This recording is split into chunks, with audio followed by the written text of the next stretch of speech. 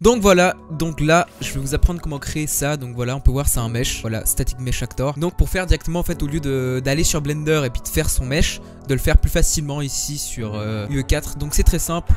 Vous prenez par exemple là j'ai fait un mur, bah vous prenez votre cube. On va faire un truc vite fait hein. Voilà, on fait un truc comme ça. Voilà. Là vous avez le cube en static mesh. Par exemple vous mettez un cône. Voilà, donc vous voulez faire une sorte de château. On peut mettre des cônes dessus là. CTRL W pour dupliquer comme d'hab. CTRL W, tac. On met 3 cônes comme ça. Bon, c'est un truc dégueulasse, mais c'est juste pour la présentation. Donc ça, on veut le transformer en static mesh. Donc là, on peut voir qu'on a 4 objets. Donc on sélectionne avec CTRL 1, 2, 3. On a les 4. On fait clic droit. On va aller sous Convert Actor to Static Mesh.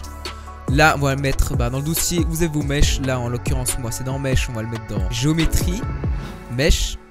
Et là, on va renommer par exemple en château. Voilà. Donc après on peut voir que là on a un static mesh. On peut double-cliquer dessus. Et maintenant on a un static mesh. Donc voilà, donc comme si c'était un mesh qu'on avait importé depuis Blender. Après on peut changer les textures de chaque mesh qu'on avait auparavant. Donc par exemple celui-là on va mettre voilà, on va mettre gris. L'autre on va mettre aussi gris. Tous les cônes on va mettre en gris.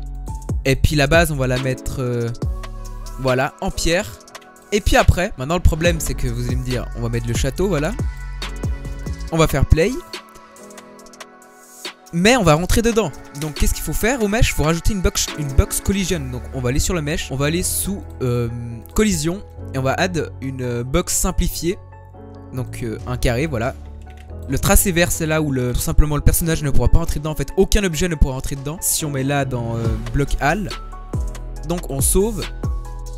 Voilà, bloc all, c'est par défaut vu qu'on a mis la box collision. Maintenant, si on fait play, vous allez voir, voilà, on peut plus traverser vu qu'il y a la box qui couvre ça. Et donc nous avons notre mesh ici, sympathique. Voilà, donc moi par exemple, bon, je vais supprimer ça car il sert à rien.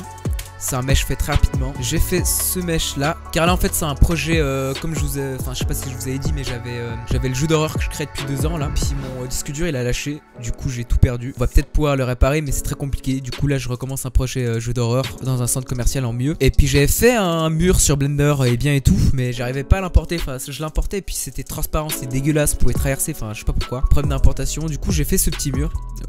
Il est très sympa, regardez. Là j'ai mis une texture.